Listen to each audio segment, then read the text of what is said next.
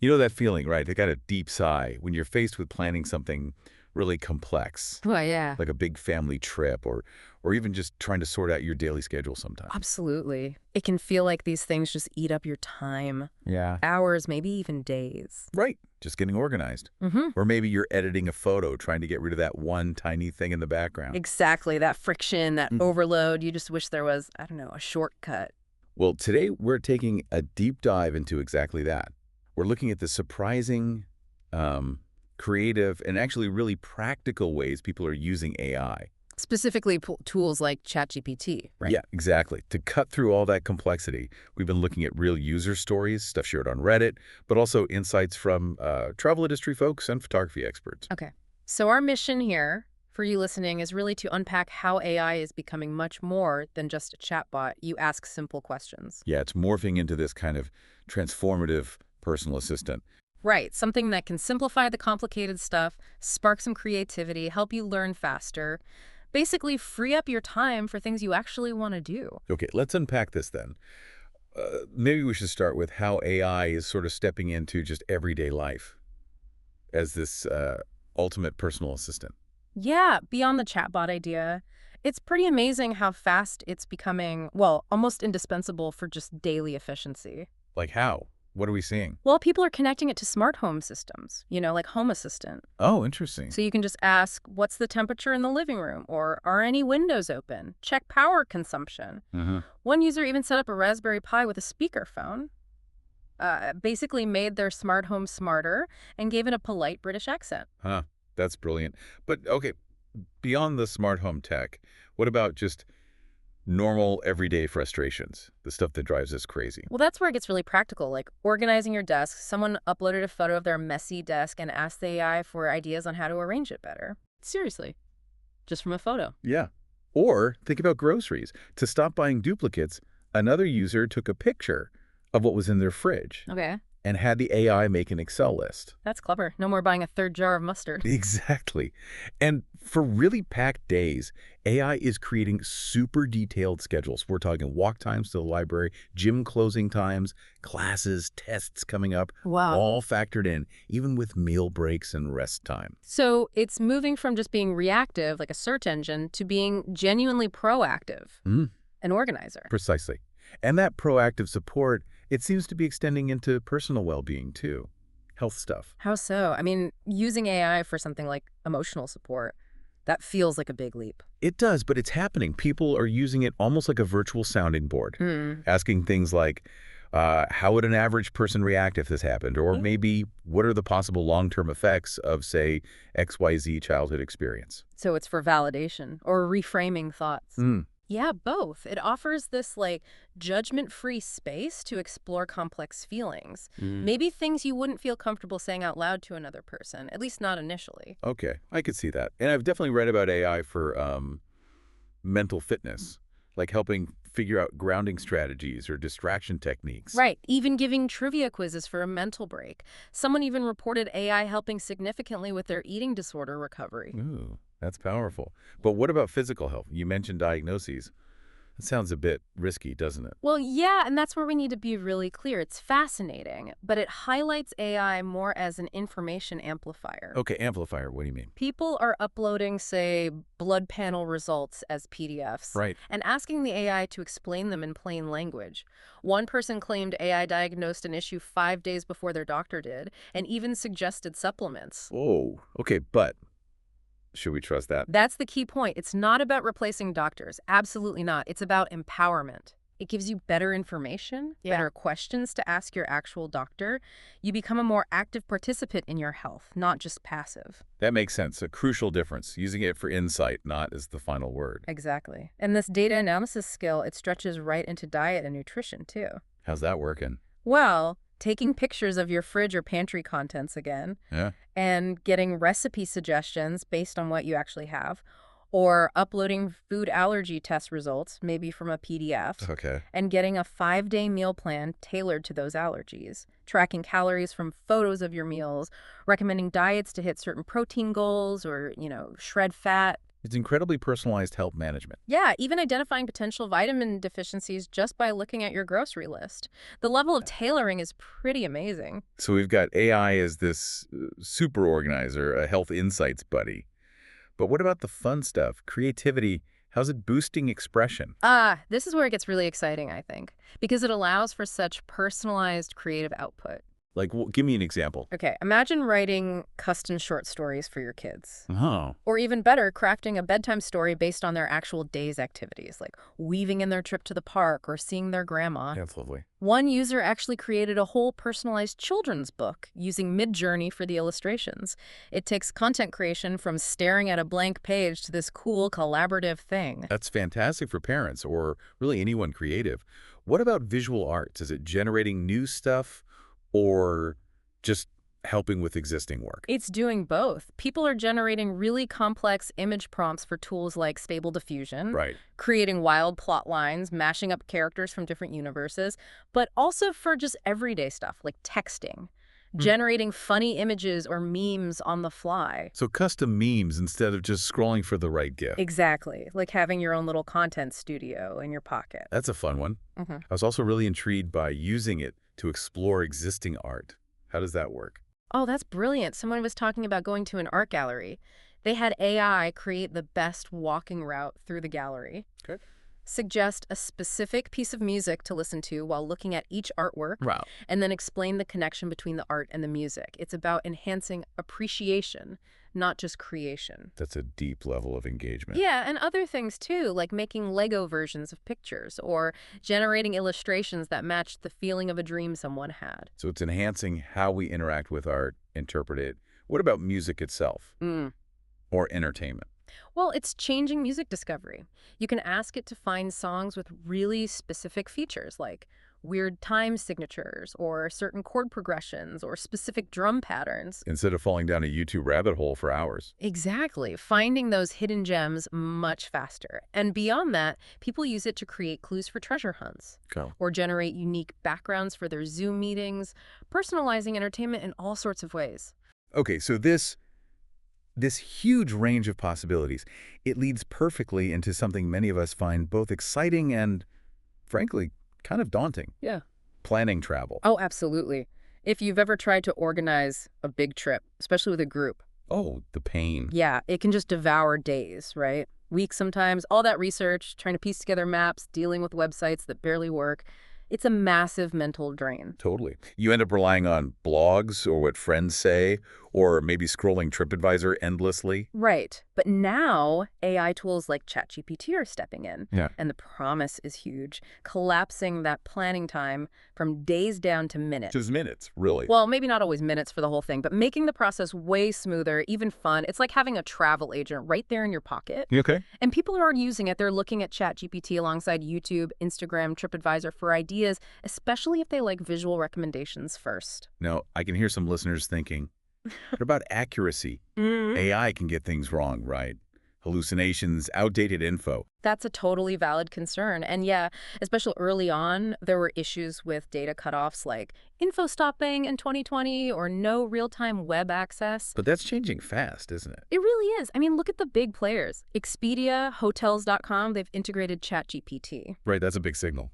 It shows industry acceptance. It's not just some niche experiment anymore. You still need to verify things. We'll definitely get into that. But the speed and the sheer number of ideas AI can generate for that initial planning, it's often worth it, especially now with tools that do have live web access. Okay, so assuming the capability is there, Yeah.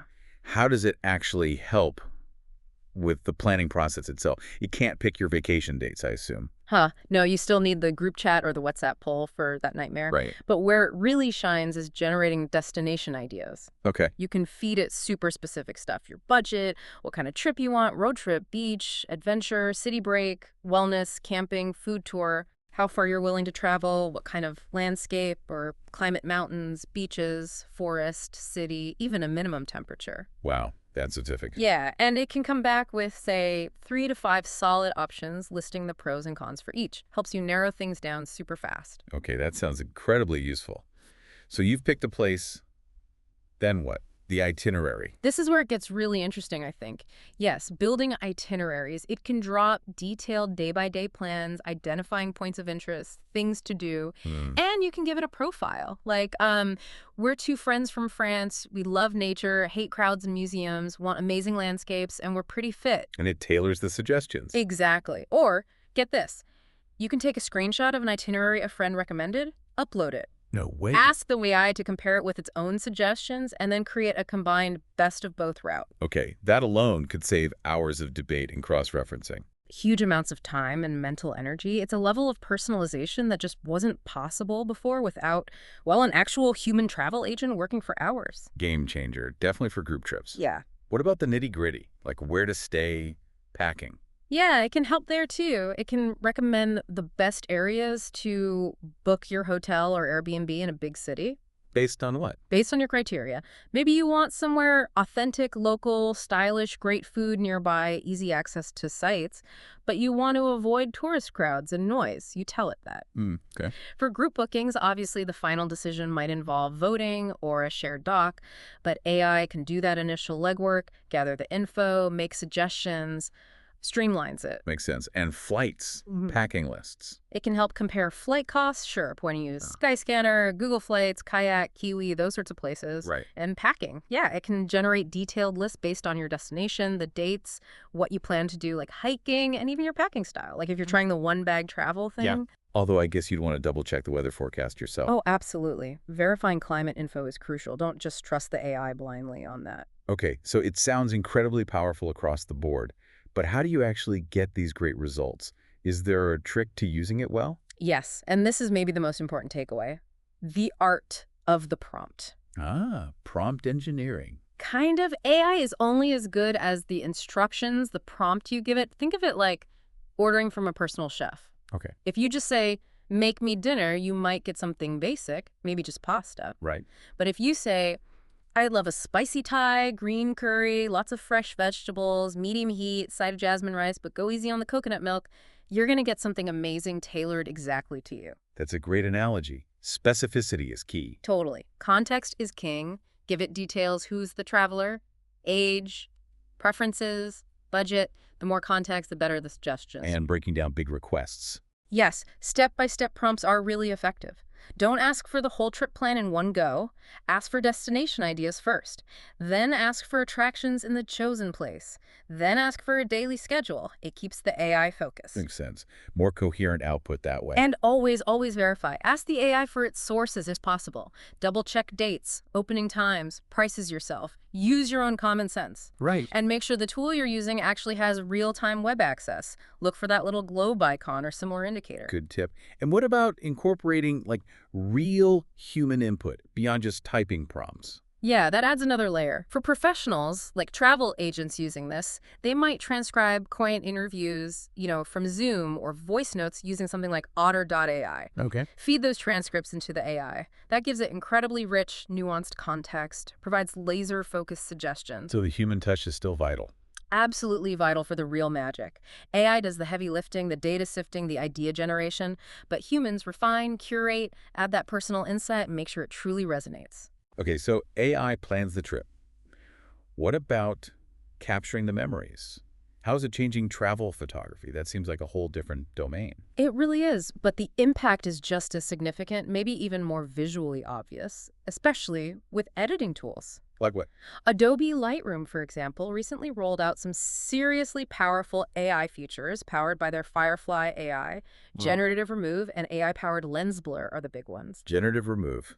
Sounds useful. What does it do? It's incredible. You can basically circle anything you want, gone from a photo, a stray tourist, a distracting sign, trash on the ground, and it removes it non-destructively with a click. Non-destructively, meaning you can undo it. Yep. And it intelligently fills in the background. It can save hours, sometimes literally days, of painstaking manual cloning and healing in Photoshop. Wow.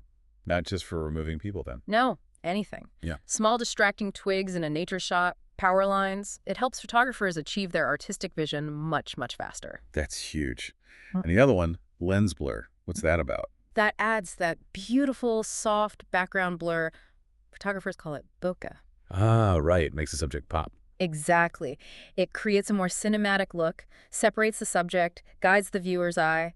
And the amazing thing is, it works really well even on photos taken with just an iPhone. So you don't need a fancy, expensive lens anymore to get that effect. You can get much closer, yeah. It really democratizes that creative look regardless of the gear you have. More flexibility.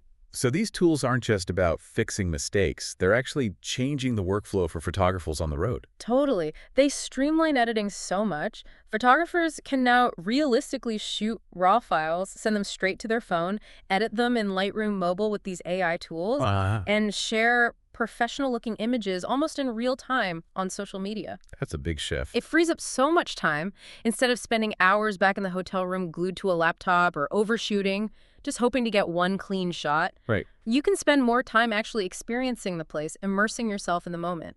It sounds like AI is becoming this sort of silent creative partner. That's a great way to put it. It's a tool to enhance your creativity, definitely not replace it. Yeah. It won't find the perfect composition for you. It won't hike 12 miles to that alpine lake for you.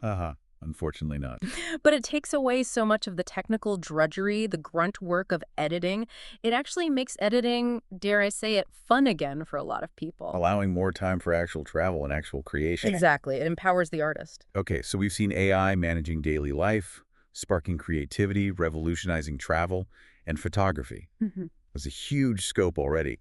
But what about more fundamental things, like learning or professional growth? Yeah, the impact there is just as profound, I think, especially in how quickly people can acquire new knowledge or skills. How so? Imagine starting a new job and needing a quick crash course in a totally unfamiliar field. Okay. AI can summarize complex industry reports, articles, even textbooks for you. Or someone wanted to learn a new academic topic, they had an AI draft a PhD-level syllabus. The whole syllabus. Yeah, split into weeks, lectures, using proper academic terms. It's like accelerated learning on demand. That's incredible for staying competitive or just, lifelong learning. How personalized can it get? Really personalized. We've seen users create custom learning plans, maybe tailored to help manage ADHD symptoms, for instance. Wow. People using it as a dedicated tutor, like a software engineering teacher that explains things using analogies you understand. Or as a quiz master. What quiz master? Yeah, you upload your notes, research papers, whatever, and it quizzes you to find your knowledge gaps. It's interactive, not just passively reading. That moves way beyond just looking things up online. Yeah. And what about language barriers? Or really complex texts? It excels there, translating between languages English, Spanish, Catalan, Chinese to Korean, whatever. People are reporting it's often quite better than Google Translate for nuanced stuff. Interesting. And even helping read historical documents, like old Japanese texts written in ancient Chinese script. It breaks down those barriers. That's amazing for researchers, historians, anyone dealing with complex language. And I heard something about job prep. That sounds useful. Oh yeah, mock interviews are a fantastic use case. How does that work? You tell the AI about your background, the job you're applying for, and it generates realistic interview questions. Yeah. It can even help you practice your answers. It's a great way to build confidence and prepare. Definitely takes some of the anxiety out of interviews. Yeah. Okay, shifting to actual professional productivity, day-to-day work stuff. Huge gains there. Converting meeting transcripts, like from Zoom, into marketing blog posts. Handy. Generating social media content in bulk, maybe designing reels for Canva, writing drafts of clinical briefs or letters to clients. Basic proofreading, of course. It just handles a lot of that communication workload. Saves a ton of time on content creation. Mm. But you mentioned something more nuanced about navigating tricky social dynamics at work. That surprised me. It surprised me too, but it makes sense. Users have talked about rewriting emails to colleagues they find difficult. Rewriting them how? Like changing the tone. Exactly, making them less confrontational, clearer, more professional. And they report noticing a positive shift in how those colleagues respond. Huh. Interesting. And even more intensely, people using it to draft responses to really difficult, emotionally charged emails, say, from an abusive ex-partner. Why? To avoid engaging directly. Yeah.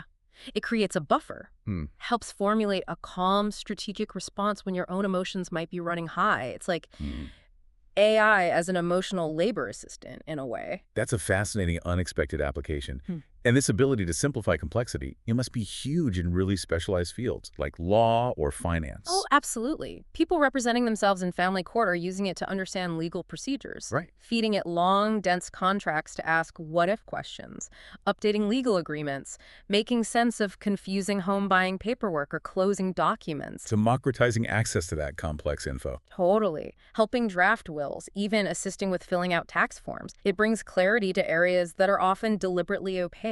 And on the business operations side, finance. Analyzing shipping costs, calculating pallet volumes for logistics, comparing quotes from different carriers to find savings, Okay. providing financial analysis, investment insights, and just basic operational efficiency, creating super clear, idiot-proof workflows for new employees. Uh-huh. Always useful. Scaling recipes up or down for a building's cafeteria cook, even sourcing highly specific equipment like an HVAC system with very precise requirements. The common thread is just cutting through complexity and data overload. Yeah. So looking back at everything we've discussed, hmm it's really clear AI is moving way beyond just answering simple questions. Absolutely. It's becoming this truly indispensable tool woven into, well, almost countless parts of life now. Right. From getting your home and schedule organized, managing your well-being, To boosting professional output, unlocking creativity. and tackling those really complex planning tasks like travel or even photo editing. It's empowering people, empowering you, the listener, to save serious time, reduce that feeling of being overwhelmed, that mental load, Yeah. and giving access to information and capabilities that just felt out of reach before. So hopefully you listening now have a much clearer picture, a comprehensive understanding of all these surprising, really practical ways AI is being used. Mm. It's a shortcut to getting informed about this tech that's changing so fast. Yeah, the power to personalize things, to automate the boring stuff, to create more easily, to understand complex topics faster. Yeah. It's genuinely at your fingertips now. So here's something to think about, a final thought perhaps.